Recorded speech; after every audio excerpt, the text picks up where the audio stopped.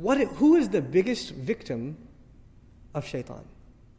In the Quran, a lot of bad people are mentioned. But after shaitan, who would you put at number 2? Fir'aun. You would put Fir'aun at number 2. And I want you to note something about Fir'aun. And actually, before you know something about Fir'aun, I want you to note something about this surah. Remind yourself once again, what 3 names of Allah did we find? En-Nas, En-Nas, En-Nas. I'll tell you 3 things Allah says about Fir'aun. 1. فَقَالَ أَنَا رَبُّكُمُ الْأَعْلَى. What did he say about himself? I am Rabb. The biggest waswasa of shaitan, what you're supposed to attribute to Allah, he attributed to himself. Rabb. Listen to another ayah from Fir'aun. أَلَيْسَ لِي مُلْكُ مِصْرَ, pertaining to Fir'aun rather. أَلَيْسَ لِي مُلْكُ مِصْرَ وَهَذِهِ الْأَنْهَارُ تَجْرِي مِنْ تَحْتِي. Don't I own the kingdom of Misr? Don't these rivers flow beneath, and only I am the king of Misr? What's he referring to himself as? Malik. That's what he's referring himself. So he mentioned himself as Rabb, then he mentioned himself as Malik. What's left? Ilah. Let's see if he committed this crime too. He turns to his chiefs and he says, وَقَالَ فِرْعَوْنَ يَا أَيُّهَا الْمَلَأ مَا عَلِمْتُ لَكُم مِّنْ إِلَٰهٍ غَيْرِي.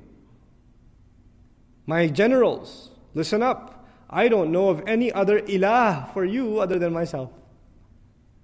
For Fir'aun, we find himself declaring 3 things for himself. Rububiyyah, Mulk, and Uluhiyyah. All 3 for himself. Rabb, Malik, Ilah.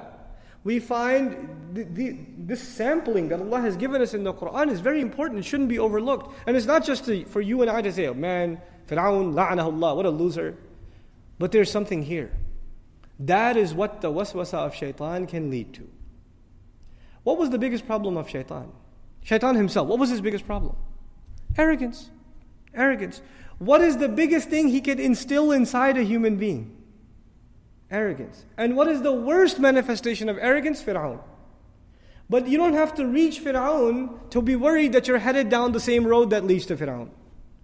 Today we are not living in a time where people declare themselves gods over others. But we are living in times where people declare themselves gods over themselves. They declare themselves their own master. I am my own man. I am my own master. They declare themselves their own king.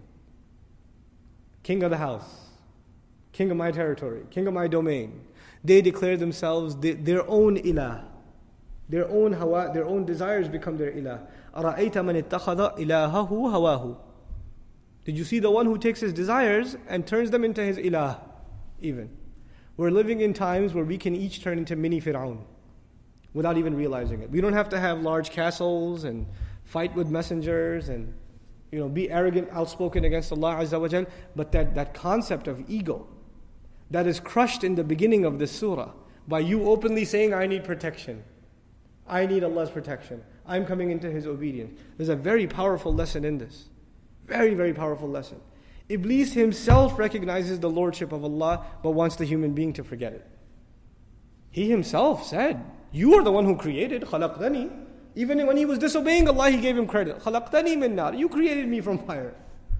Even then he acknowledged Tawheed himself. Even he himself. But he wants the human being to forget that Tawheed. He wants the human being to become ungrateful. May Allah protect us from the waswasa of shaitan.